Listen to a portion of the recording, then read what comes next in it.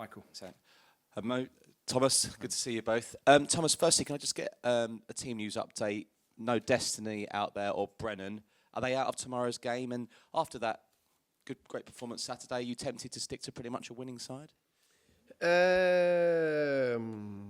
So was that your two questions? Those two questions. He's done. Just okay, but okay, fair enough. I'll help you on this one. Sorry. Destiny, I said that after the game, unfortunately picked up a hamstring injury in the end of the Newcastle game, so he's out until January, unfortunately. Bren is touch and go, so yeah, nothing to do with that. I like the performance, as I said, after the game a lot, but we're also playing a lot of games, so there will be a bit of rotation. I think that's the right thing to do to make sure everyone is coming full of energy and freshness, but also keeping a core. Just one more from me, obviously. One player we know I won't feature is Yves Bissouma. Can I confirm there's a disciplinary process underway, and if you've spoken to him? It's an internal matter that we are dealing with at the moment, and when we have dealt with that, then I will have a comment on it. Yeah. Ali. Thomas, one for both of you, if that's all right. And it's a Dejan Kulusevski question. Don't worry, I'm not asking when he's back or anything like that. It's more, I noticed on his social media, he seems to be somewhere else in a snowy place in a lake in the middle of the night. I just wondered, is he at a stage in his kind of rehabilitation where he can go off to a different environment and kind of help his recovery? Yeah. You know, as I said, I will confirm when he's available for the squad. But it's part of the recovery. Everything there's a plan for everything. Yeah. And Mo, just one for you. Obviously, you had a great game at the weekend, but there was one moment where I think you kind of flicked the ball and it went out of play, and Romero and Van der Ven gave you a little bit of stick for it and kind of let you know you weren't happy with it. I mean, can you just tell us kind of about that moment and maybe how you're comfortable enough as a squad to be able to tell each other when things are right and wrong and keep certain standards, I guess? Yeah, I think it's very important to be honest with each other and demand a lot from each other. So I think it was a moment in the game, you know, there's emotions everywhere, and definitely they demand a lot from not just me, but the whole team. So it's just part of the game, you know. I just kept on with it and then kept playing. So, yeah. Matt. Hello, Thomas. Hi. We saw James Maddison out there today. Can you he's on the telly later, so I'm sure he'll be talking about it. Can you tell us where he's at with his... We'll definitely be talking, huh? I'll expect him to for his money. Yeah, that's fair. So the question was what, sorry? The question was, can you update us on where he is, what's he doing, when... Yeah, it's very early stages. It's still a long-term injury. So it's good to see him out there, but very early stages. There's no specific time frame. That'll be a long time, unfortunately, before he's available. Mohamed, can I ask you a question, please? When you scored on Saturday, the goal that was ruled out, you ran off with the stool. Have you got the stool from West Ham at Tottenham? The wooden one with the elephants?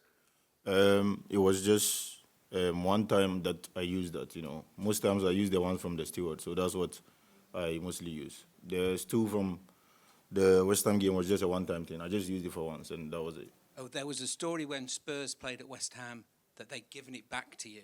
Is this not true? I think it should be on the bus, but it's not with me personally. Yeah. Okay. Thank you. Tom Barkley, please. Hi, Mo. Ghana obviously got drawn with England in the World Cup draw the other day. We look at Ghana as England fans and we see the likes of yourself, Antoine Semenyo, some fantastic players, and yet you're not at AFCON. What kind of team will England face next summer? And the fact that you're not at AFCON, do you think England might even underestimate the quality of Ghana to a certain extent? Well, their approach is their part of the game, but I think to qualify for the World Cup alone is a big statement from us and shows what we can do, you know. So there's still a bit of time till that, so just focus here for now, and then definitely we'll prepare towards that as well. But it's good to have England in the group. Just what are your thoughts on facing England next summer. I know we're talking about the Champions League today, but it's obviously a big draw for and a lot of interest over in England. What do you make of coming up against Thomas Tuchel's side? Interesting. I'm looking forward to it. Playing against most of the players in the country here, and some of the other guys that play here as well. So we are pretty much aware of the side we are facing and the quality they have, but we will definitely be up for it and be ready. Thank you. Tom, please. Hi, Thomas. Obviously, a really good win at the weekend and a really good performance as well. How important is it the team now kind of build on that, continue the momentum in this game? Yeah, definitely. It's always good to, if you can build on and get the momentum and get more consistent, good performances. That's a big part of getting into that. So we really try to build on that tomorrow night. We have a good opportunity against a good Slavia Prague team that study a lot, and they make it difficult. They play a very direct, physical style. They have more or less man all over the pitch, so that just make it different. So you can't relax at one state of the game. And when you're a little bit further up the pitch, you also have man all the pitch. So you're not as used to that bit.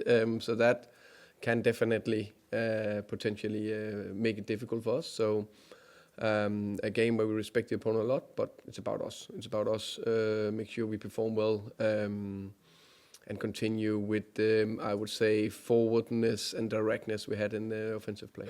Are you still aiming for the top 8? And then do you have sort of how many points you need from the last games to get there? I am more, for me, this is the next game in ahead of us. We played so many games. This is the next in the Champions League. It's a very important one, playing at home.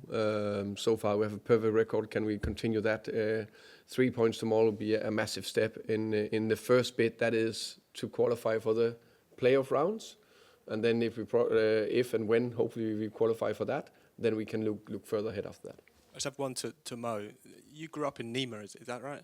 Can you just talk a little bit about, I've read that you sort of talked about how you started playing out on quite sort of bumpy, dusty pitches. I just wonder how that kind of helped your ability to dribble, what that kind of taught you when you were growing up.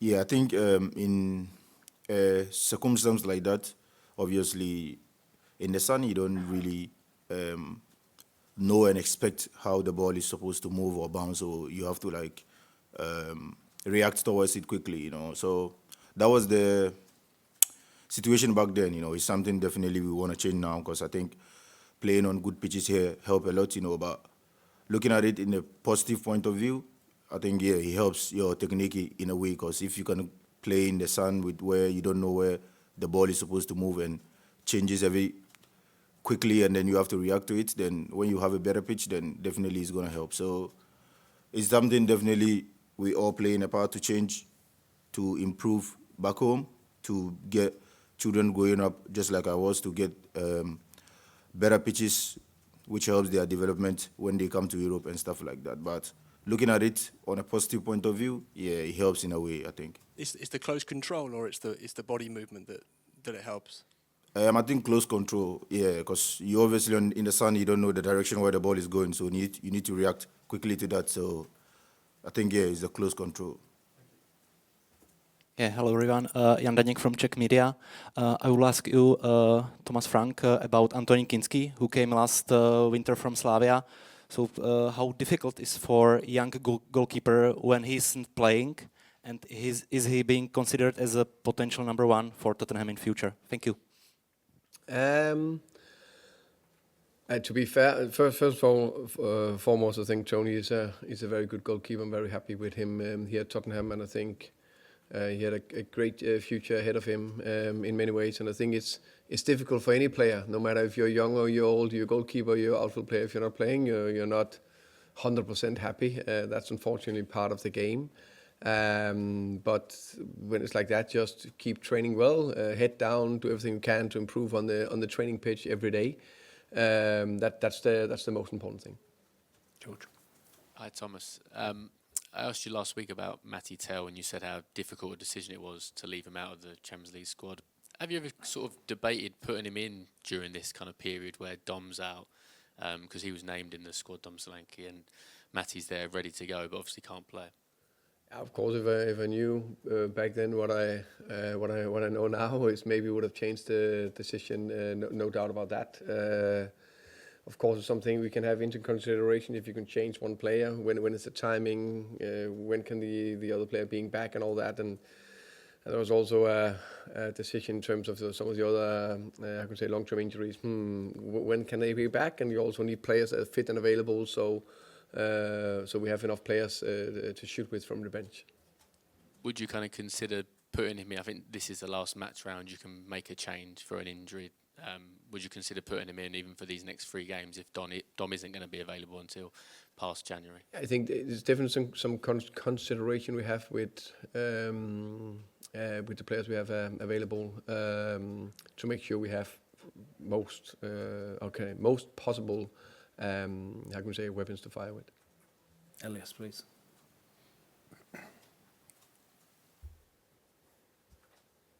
Hi Mo. I don't think we've had the opportunity to kind of speak with the media, I suppose, more broadly. It's been a few months now here at Spurs. I suppose kind of a mixed few months for the club, but you know, scored a couple of goals, scored one on the weekend. What have you made of your start individually? I think I'm still getting used to everything, even though the demands are high and obviously there's no time. You gotta perform immediately you join a club because that's what the league is about. But with the help of the staff, the coach and the teammates, I think I've been settling smoothly so far, but there's still a lot more to do and to show as a team individually as well. So we just keep taking it game by game and then keep focusing on what's ahead. But I believe we have a lot to offer as a team and individually as well. Yeah, and obviously last season probably a little slower, but season before at West Ham was probably your best since coming to the UK.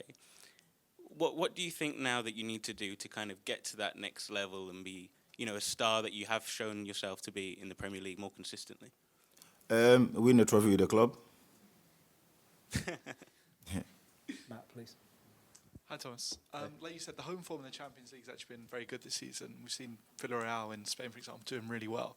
What do you sort of put that difference down to, maybe, in the team looking a lot more comfortable at home in the Champions League compared to the Premier League, maybe? A bit of coincidence sometimes.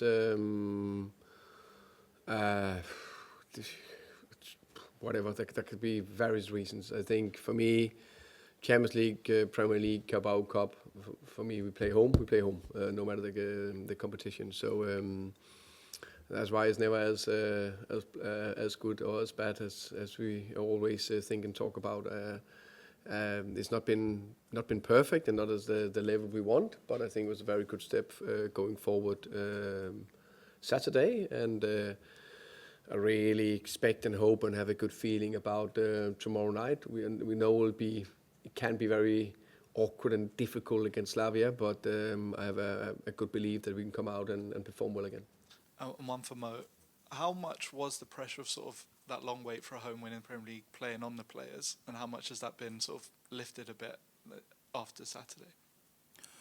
I think home or away, there's pressure to win every game, especially playing for a big club like Tottenham. So the pressure has always been there, but definitely we want to do our best more to win more games, whether home or away, you know. But more importantly, especially in front of our home fans. But definitely this Saturday was a good boost, and thanks to the fans for the support, because we are all in this together, you know. So we just need to build on that and then kill it tomorrow as well. Hello, Thomas. My name is Yuri Čák. I'm from the Czech media. I wanted to ask you about one of your former coaching colleague, Lars Friis, a friend, who was working in Czech League in Sparta Prague, as Sparta Prague manager. So did you maybe try to contact him to get some information about Slavia, or are you in touch, or how is it? Thank you. Yeah, Lars is a good friend of mine. We also worked together in the past. Of course, it's confidential what I've spoken to Lars about before the game, but we keep in contact. This is a very important game for us against Slavia, so we are of course very well prepared with our own analysis, but also with every every help we can get from good contacts or friends in the game. So yeah.